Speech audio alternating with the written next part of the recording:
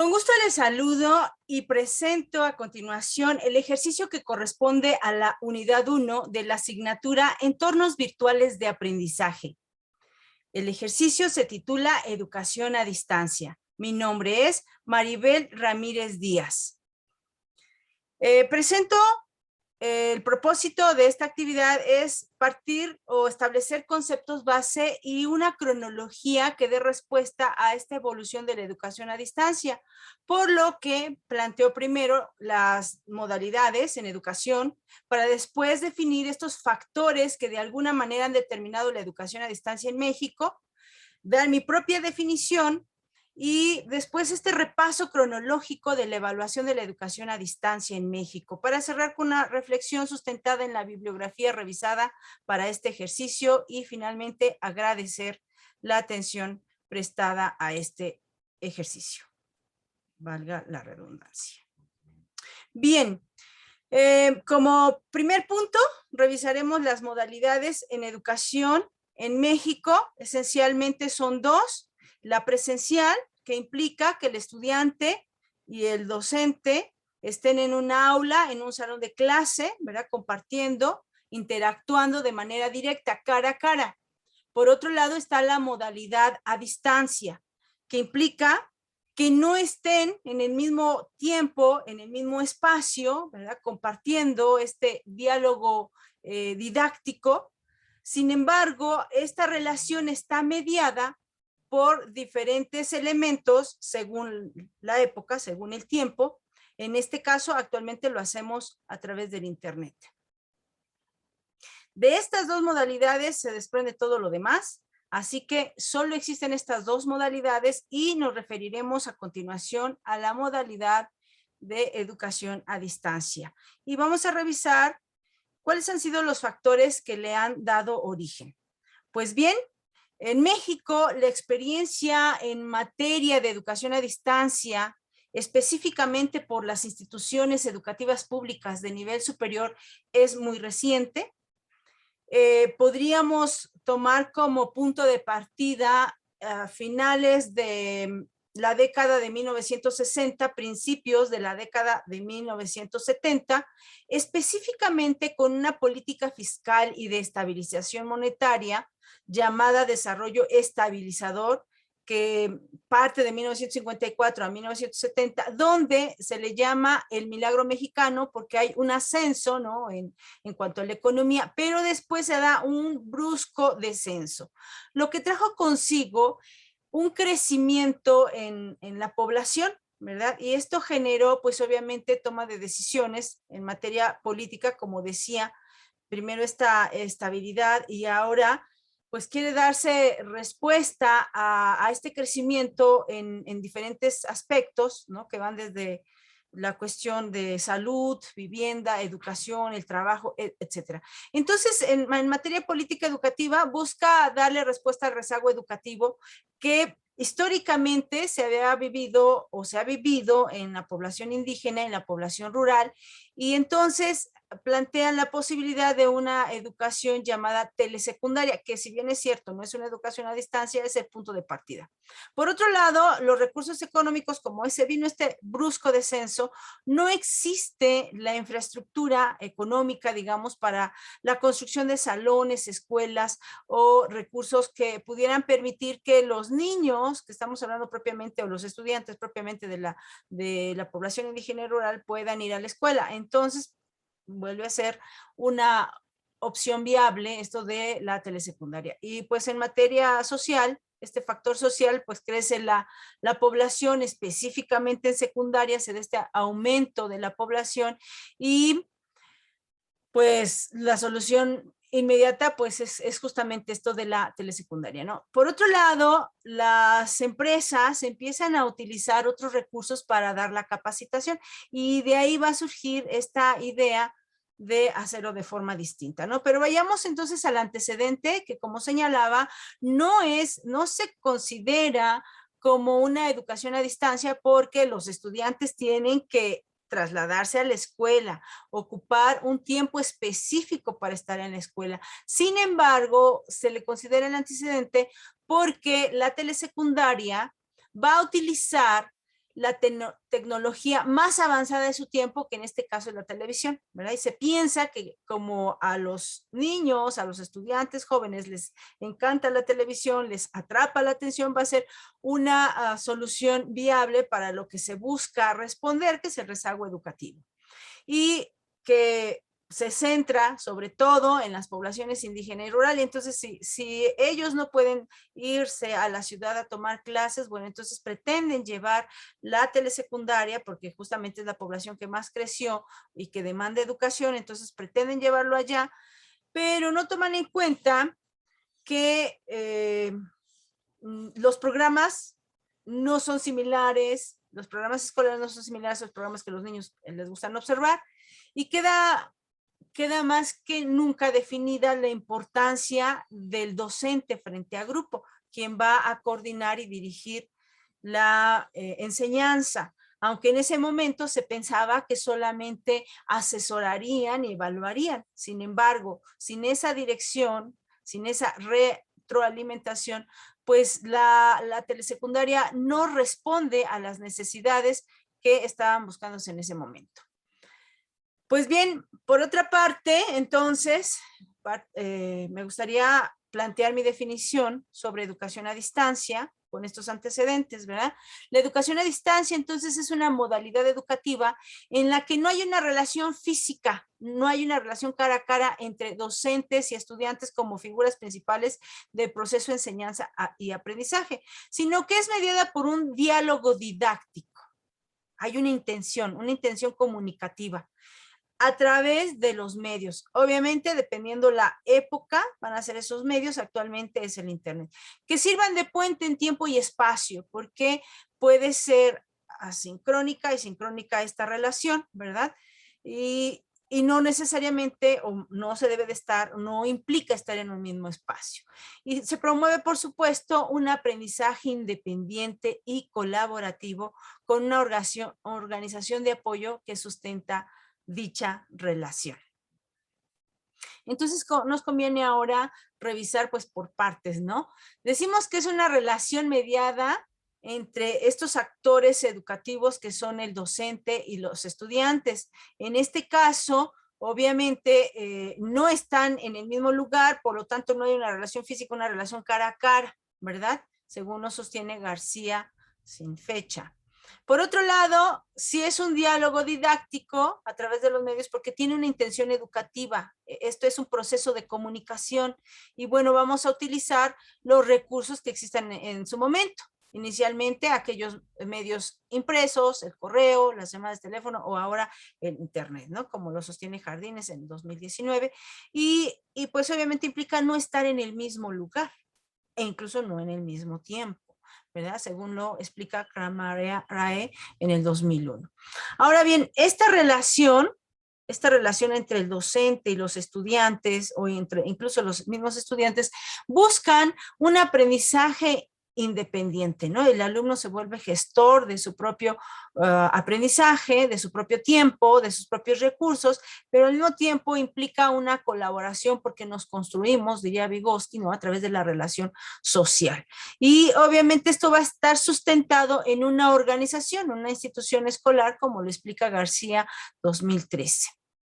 Pues bueno, vamos a revisar a grosso modo la evolución de la educación a distancia ahora para concretar con la especificación de esta definición. Sus primeros pasos, señalaba yo, que es a partir de esta política fiscal y de estabilización monetaria de 1954-1970, donde se va a dar el milagro mexicano de un crecimiento incluso también de la población y con ello las necesidades básicas, vivienda, salud, educación, a la que nos estamos refiriendo, y oportunidades de trabajo, que justamente la educación da respuesta, ¿no? Entonces, con este ascenso de la economía y luego la caída brusca, pues no se puede dar respuesta a las necesidades que requiere la población, específicamente de educación, y entonces lo único que se piensa en este momento, o la solución que queda, es acudir a la telesecundaria. Sin embargo, como no doy respuesta, no hace eco en las universidades, al menos no en México, y por lo tanto no se asimila ese modelo de teleeducación o teleuniversidad.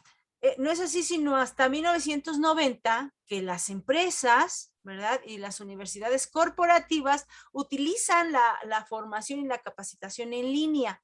Ponen los ojos allí y en 1990 se da el Foro Internacional de Hom Thiem en Tailandia, ¿no? Donde se explica justamente este cambio radical que urge cambiar de la concepción tradicional de la educación y específicamente a distancia, ¿no? Donde se pensaba que la educación solamente tiene esta visión restringida donde la política pública en materia educativa señala que la escuela es el único espacio donde puede darse el aprendizaje válido para el individuo y está sujeto a cierto tiempo. Así que si te pasaba ese tiempo ya no puedes acceder a la educación, ¿no?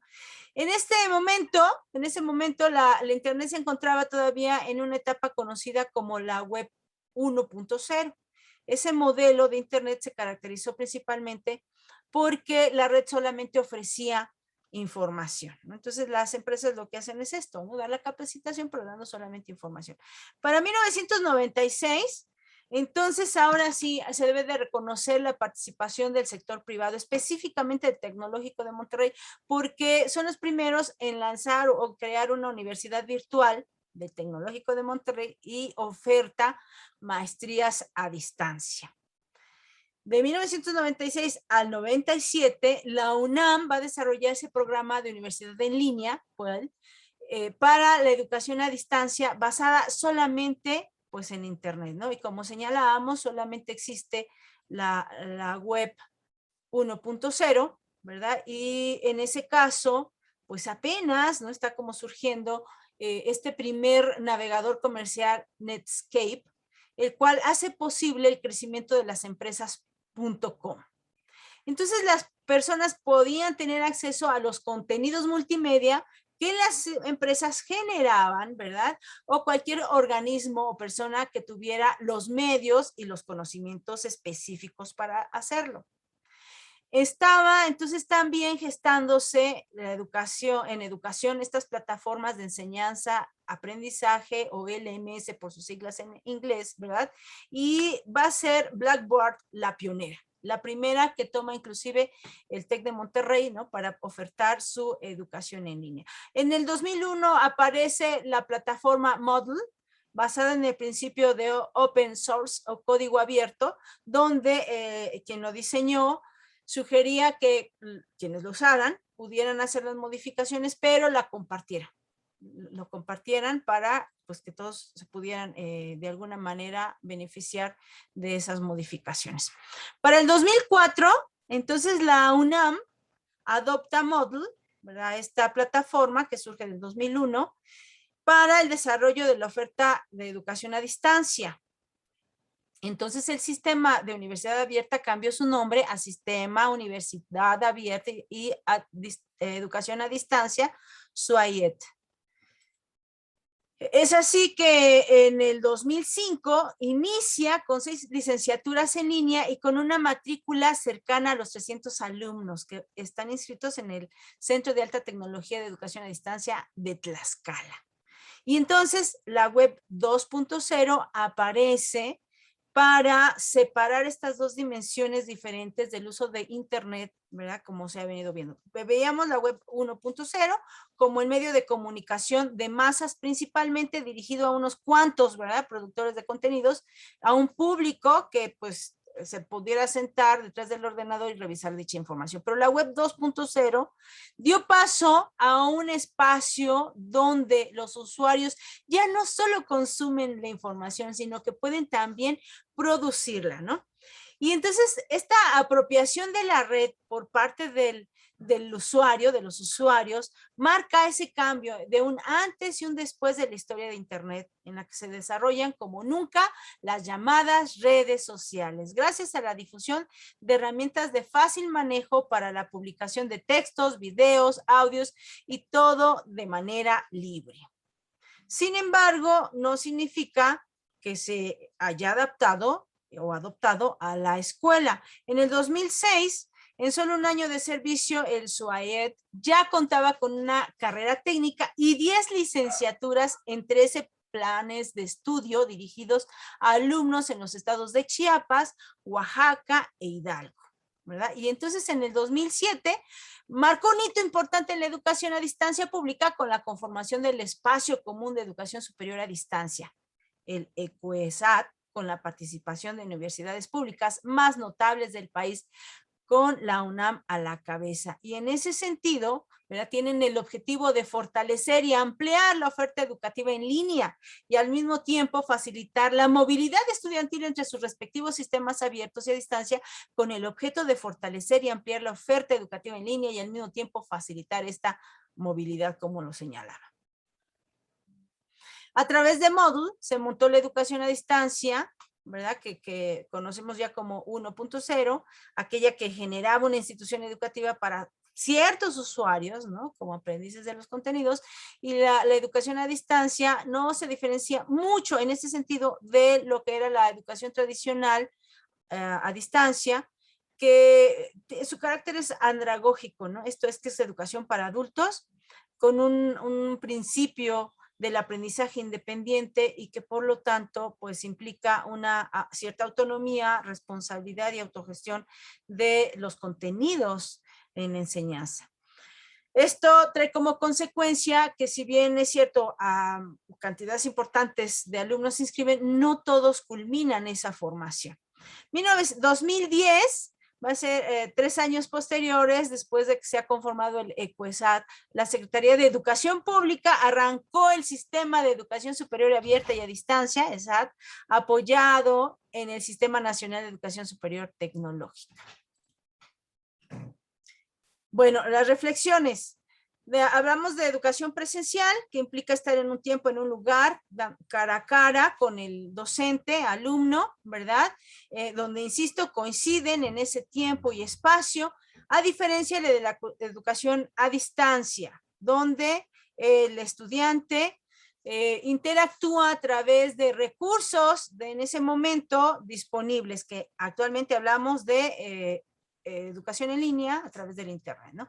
Obviamente surgen conflictos y hay propuestas de solución. Los primeros conflictos es de que no se ha resuelto el rezago educativo, no ha llegado a las poblaciones indígenas, a las poblaciones rurales, a las más desfavorecidas, no ha llegado porque no están estos recursos disponibles para ellos, ¿verdad? Como es el internet o los dispositivos que permiten la conexión. Por otro lado, si no se actualizan también los procesos de enseñanza utilizando lo que ofrece la web 2.0 y seguimos con la cuestión tradicional, pues no hemos modificado tampoco la educación, ¿verdad? No podemos acceder a nuevas oportunidades de desarrollo profesional. Esto es que entonces es importante cambiar la visión de lo que es la educación a distancia. Más allá de dar respuesta al rezago educativo, sería buscar la manera de llevar estos recursos, ¿verdad?, para que pudieran estar al alcance de estas poblaciones históricamente relegadas de la política pública. Y por otro lado, mirar la educación a distancia como una posibilidad de formación permanente y que todos tuvieran acceso a ella en cualquier momento, dependiendo pues sus actividades, ¿no? Trabajando y estudiando o formándose para mejores oportunidades de trabajo. Es importante entonces que esta tendencia del uso de Internet por parte de los usuarios, ¿verdad?, para compartir, no, según nos lo permite la web 2.0, representa una oportunidad, ¿verdad?, exponencial para explotarse al máximo, puesto que se sigue desarrollando la red, ¿verdad? Y va evolucionando y nos permite también en educación ir modificando estos procesos a los que no les hemos dado respuesta y que debemos de cambiar esta visión de la educación pública a distancia, ¿verdad? Que permita a un aprendizaje individual, porque definitivamente es individual, pero también sustentado en un trabajo colaborativo y que pueda darnos aprendizajes independientes, esencialmente una educación individualizada, pero con un sustento social. Presento pues mis referencias donde sustento mi trabajo y agradezco la atención a mi presentación. Muchas gracias.